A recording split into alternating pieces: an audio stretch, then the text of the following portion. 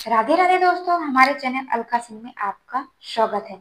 घर में बरकत बनी रहे उसके लिए हमें क्या क्या करना चाहिए, क्या क्या सावधानी रखनी चाहिए जिससे माता लक्ष्मी की कृपा हम पर बरसे और हमारा बनता हुआ काम बने, बाकी बिगड़े नहीं।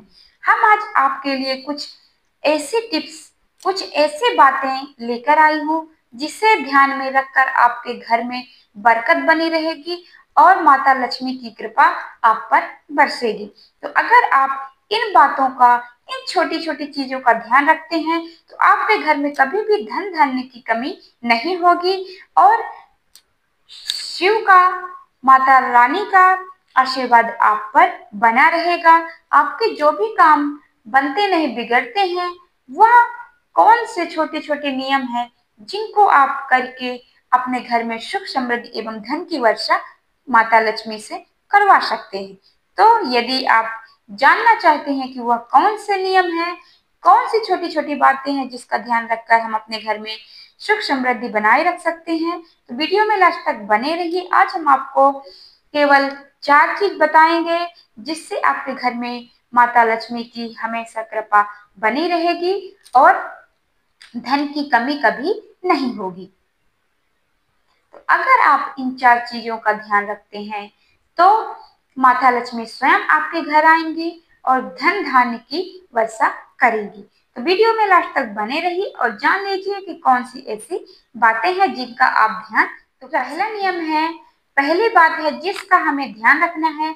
कई बार ऐसा होता है कि जाने अनजाने हम अपनी बहन को, बेटियों को कुछ ऐसे शब्द कह देते हैं अपने घर में बुलाकर। जब हमारे घर मेहमान आते हैं, हमारी बहन आती है, हमारी बेटी आती है, तो हमें ऐसे शब्दों का प्रयोग नहीं करना है जिनसे उनका मन दुखी हो, उनकी आत्मा दुखी हो, क्योंकि हम याद रखते हैं कि कब उन्होंने क्या, कैसी बातें की थी। उसी बात को लेकर जब वो हमारे घर आती है तो हम उसी बात से उनको ताना मारते हैं या उनको, उनसे कह देते हैं।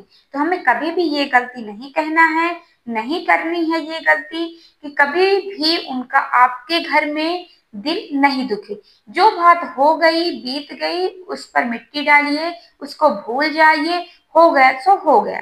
लेकिन अपनी बहन को, अपनी बेटी को और अपने रिश्तेदारों को खुश रखिए और उनसे दुआ लीजिए, ना कि बद्दुआ। क्योंकि यदि उनका मन दुखी होगा और दुखी मन से यदि वो कुछ बोल देती हैं, कुछ कह देती हैं, वो तो आपके ऊपर श्राप जैसा बरसता है। इसलिए इस बात का ध्यान रखिए कि कभी भी वो आपके घर से खुश होकर जाएं, दुखी मन से या रोते हुए। अब बात करते हैं जो दूसरा बात का ध्यान रखना है आपको। जब भी आपके घर में कोई भिखारी आए, कई बार ऐसा होता है, कई लेडीजों ने ऐसा देखा है हमने कि भिखारी को देखता आता कि भिखारी आ रहा है, वो दरवाजा बंद करके अंदर चली जाती हैं। तो ये गलती आपको कभी नहीं करना है। जब भी आपको भिखारी आपके दरवाजे में दिखे तो भले ही आप उसको ज्यादा, अपनी हैसियत से ज्यादा धन नहीं दें, और हम ये नहीं कहते कि आप कितना उनको ज्यादा धन दें। आप उनको 2 मुट्ठी चावल, 2 मुट्ठी आटा, दाल, कुछ भी 2 मुट्ठी देकर विदा कर सकती हैं और उनको खाली हाथ अपने द्वार से ना जाने दें और ना ही उनको कभी दुत्कारें कि हमारे घर में रोज आ जाते हैं, ऐसे भिखारी तो रोज आते हैं, ऐसा उल्टा सीधा उनको कहकर ना अपने घर के द्वार से भगाएं। क्योंकि यह गलती आपके जीवन को, वास्तु को बहुत प्रभावित करती है। तो इन गलतियों से बचें, क्योंकि जाने अनजाने आप गलती कर देते हैं और आपका बढ़ता हुआ कारोबार, लगी हुई नौकरी, आता हुआ पैसा, सब कुछ रुक जाता है और आपको पता नहीं चलता है कि ये सब क्यों हो रहा है।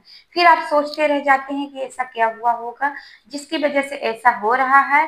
तो जिन छोटी छोटी चीजों का, छोटे छोटे नियम को फॉलो करके आप अपने घर में बरकत बनाए रख सकती हैं, सुख समृद्धि एवं माता रानी को अपने घर में बसाए रख सकती हैं। लक्ष्मी आपके घर आती है लेकिन ठहरती नहीं। लेकिन यदि आप छोटे छोटे नियम को ध्यान रखेंगी तो माता रानी स्वयं आपके घर में आकर निवास करेंगी और जो भी आपकी ख्वाहिश है, मन्नतें हैं, वो पूरी। बात करते हैं तीसरे नियम की कि आपको किन बातों का ध्यान रखना है। तो यदि आपके घर के दरवाजे पर गाय आती है तो उसे आप एक रोटी जरूर दीजिए। अब तो हर घर में हर महिलाएं को पता है कि गाय को रोटी खिलाना चाहिए और वो खिलाती भी हैं। लेकिन कभी कभार ऐसा होता है कि घर में रोटी नहीं होती है और गाय आपके दरवाजे पर आ जाती है, तो उसको बिना कुछ दिए मत भगाइए। कुछ नहीं है आपके घर में तो एक बिस्किट, एक आलू या कोई फल, केला, कोई भी फल आपके घर में है या कुछ भी है, उसको थोड़ा सा दे दीजिए और फिर जाने के लिए कहिए। दे दीजिए, फिर इसके बाद वह खुद ही चली जाएगी या उसको हटा दीजिए। तो आप ऐसा कर सकती हैं, जरूरी नहीं है कि रोटी ही हो। तो आप जरूर से गाय को रोटी खिलाइए और रोटी नहीं है तो कुछ भी आप उसको खिलाकर जाने दे सकते हैं, लेकिन कभी भी खाली मत गाय को अपने द्वार से जाने दीजिए। यह वास्तु के हिसाब से आपके जीवन को, आपके पति के जीवन को और आपके बच्चे के जीवन को बहुत प्रभावित करता है।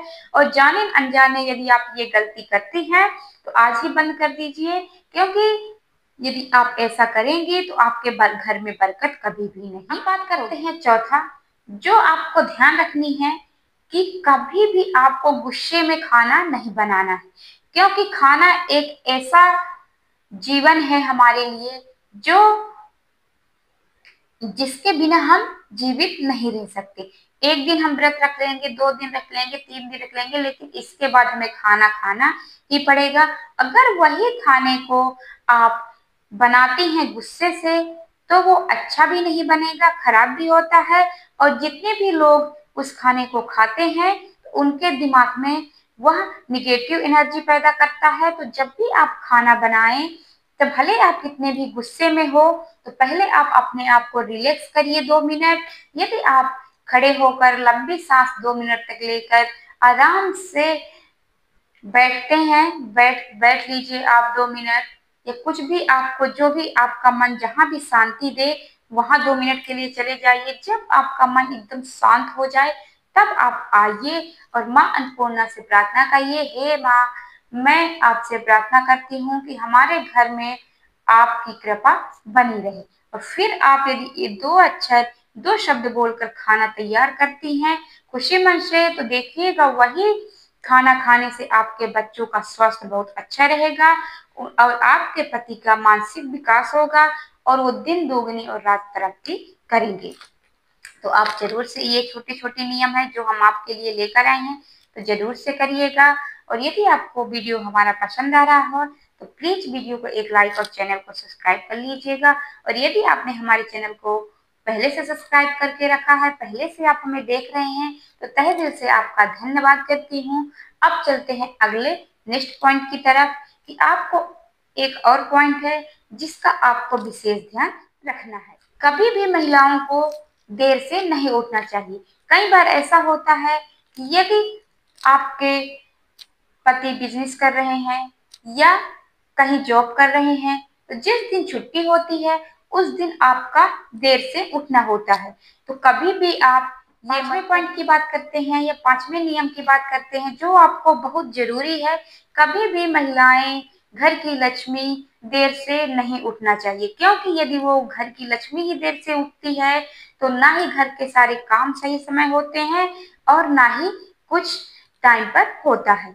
तो महिलाओं को हमेशा अपने घर में जो भी जितने भी सदस्य हैं उनको उठने से पहले उठना चाहिए। चाहे आप 10 मिनट, 15 मिनट पहले उठें तो उनसे पहले ही उठें और घर में सबसे पहले झाड़ू लगाकर अपने मेन गेट को साफ करें, वहां पर पानी छिड़क कर, झाड़ू लगाकर, जैसे भी आप करती हैं वैसा करें, क्योंकि इससे माँ लक्ष्मी आकर्षित होती है और आपके घर में माँ लक्ष्मी निवास करती है, जिसके कारण आपके घर में सुख समृद्धि बनी रहती है और कभी भी धन की कमी नहीं होती। तो उम्मीद करती हूँ आज हमारे द्वारा बताए गए कुछ नियम, कुछ टिप्स, कुछ थोड़े से उपाय आपको जरूर पसंद आए होंगे।